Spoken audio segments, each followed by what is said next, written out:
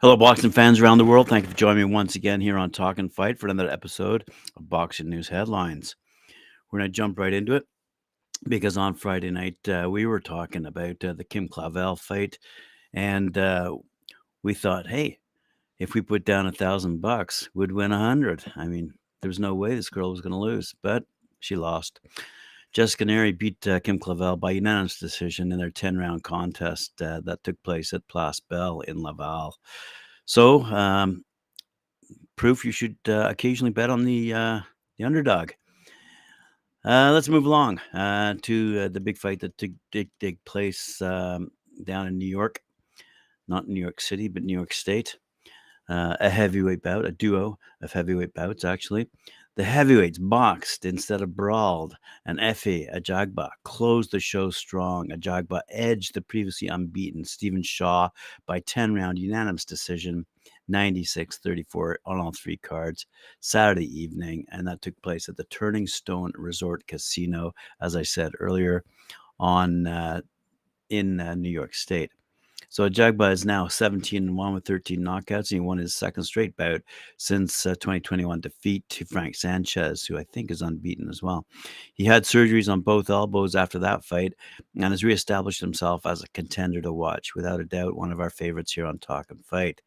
Shaw, who's now 18-1 with 13 knockouts, was ahead 58-56 on all three judges' cards after the sixth, but was outlanded 62-37 in the last four rounds. In a battle of jabs, Ajagba landed his with more frequency, 90-48. He said, I went back to the corner and they told me to let my hands go, just keep throwing punches. My jab, I controlled the fight, so that's how I won. Ajagba said he tried to land the big shots. I watched him to see what he was going to do. He kept throwing the jab, using the jab more. In the co-feature, the heavyweight, spoiler, Jonnie Rice did it again. Rice, he's now 16-6-1 with 11 knockouts, stunned Guido Vianello, who's now 10-1-1 with 9 knockouts, stopping the 2016 Italian Olympian in the seventh round. Vianello was cut over the left eye by a right hand in the sixth, although the referee initially ruled it was caused by an accidental headbutt. After a conference with the local commission, the ruling was reversed. Rice entered the fight coming off back-to-back victories over highly regarded prospect Michael Coffey. At the time of the stoppage, all three judges had Vianello ahead, 59-55 two times, and 58-56 on the third card. I did it again. Another undefeated fighter, Rice said. I'm not here to call anyone out right now. I'm just going to enjoy this victory and see what happens next. Now, on that undercard I was speaking of earlier, in the junior lightweight division, Abraham El Supernova, 22-1, 50 knockouts, exercised the demon of his last June's knockout loss to Rabisi Ramirez and knocked down Adam Blue Nose Lopez, 16-4, 6 knockouts, twice to win a 10-round unanimous decision. The first 4 rounds were razor thin, but in the fifth, Nova landed a big left hook during an exchange that floored Lopez. In the sixth, Nova knocked down Lopez again, creating a wide gulf on the cards. Lopez buzzed Nova in the eighth, but was unable to press the advantage. And the scores ended up being 97-91, 98-90, twice. One of our favorites here in Talkin' Fight in the lightweight division, Haven Brady Jr., 9-0, 4 knockouts, dominated early and had to hold off the late charge of Colombian banger Ruben Carvera. He's 13-4, 11 knockouts. Brady was clipped with an overhand right at the end of the fifth, but he weathered the storm and notched an 8-round unanimous decision. In the welterweight division, local favorite Bryce Mills, 11-1, 4 knockouts. From nearby Liverpool, New York, had the fans on their feet from the time he made his ring walk. He did not disappoint, shutting out the aggressive Margarito Hernandez over 6 rounds, with the scores being 60-54 on all 3 cards. One of our favorites, Brian Norman Jr. in the welterweight division, 23-0, undefeated, 19 knockouts, made his top-ranked debut and shook off the ring rust with an 8-round unanimous decision over Argentina's Rodrigo Correa. He is now 10-5. Norman nearly stopped Correa in the opening round, but the southpaw veteran survived and even stunned Norman with a left lead hand in the seventh. Norman scored a knockdown with a left hook in the eighth to secure the win. In the featherweight division, someone who we've mentioned quite often, I think He's won the Knockout of the Week award twice. Undefeated Brooklyn-born prospect Bruce Shushu Carrington. He's now 6-0 with 3 knockouts. Rolled past Juan Lopez, who's now 17-13-1 with 7 knockouts, but received some much-needed experience en route to a 6-round unanimous decision, with the scores being 60-54 on all 3 cards. In the light heavyweight division, Cleveland-born prospect Dante Benjamin Jr., 5-0, prevailed in the Battle of Unbeatens with a first-round TKO over Emmanuel Austin. Benjamin knocked down Austin with a left-right combination, and the time of stoppage was 2 minutes and 50 seconds.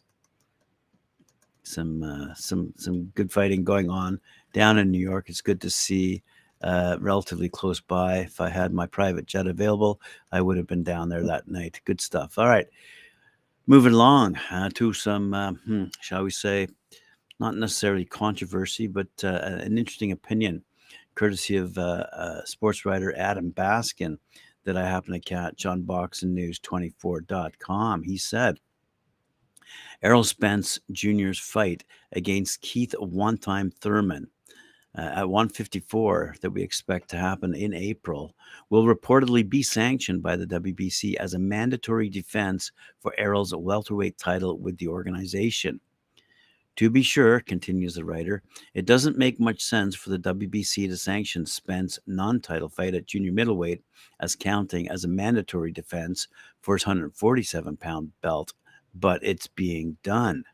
The only way Adam Baskin can make any sense out of this nonsensical move by the World Boxing Council is that by them sanctioning the Spence-Thurman bout, at least there will be a sanctioning fee that will be involved.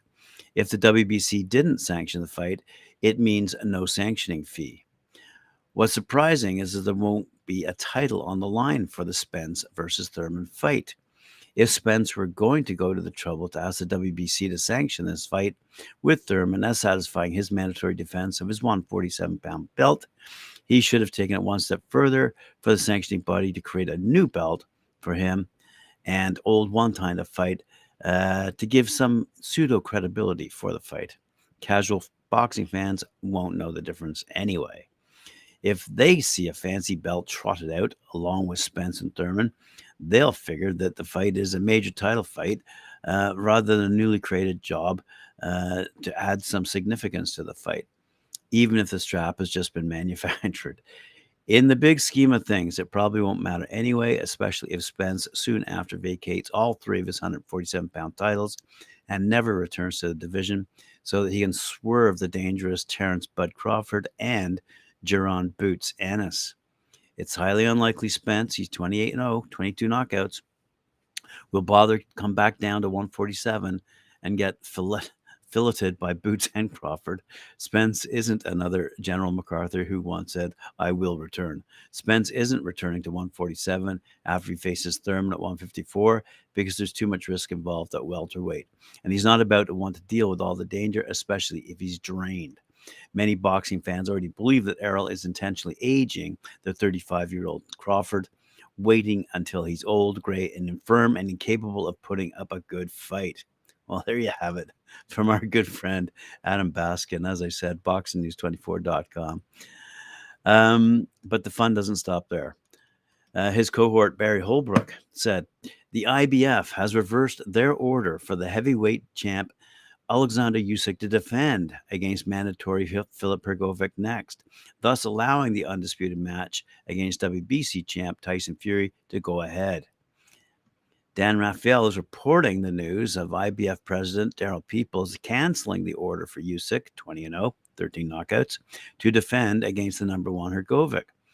Peoples stated that the WBA is next in the rotation system for mandatory defenses, meaning that Daniel Dubois will be the next mandatory due to the IBF, WBA, WBO champion Usyk to defend against. However, with Dubois being promoted by the same person as Tyson Fury in Frank Warren, he's already working on a Fury-Usyk fight to happen next in March, possibly in the Middle East or the UK.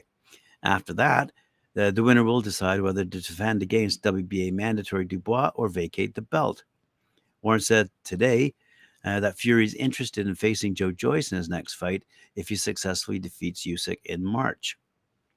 Hrgovic's promoter is Eddie Hearn of Matchroom Boxing, and he obviously won't be happy of learning of the IBF's decision to rescind their previous order for Usyk to defend against his fighter.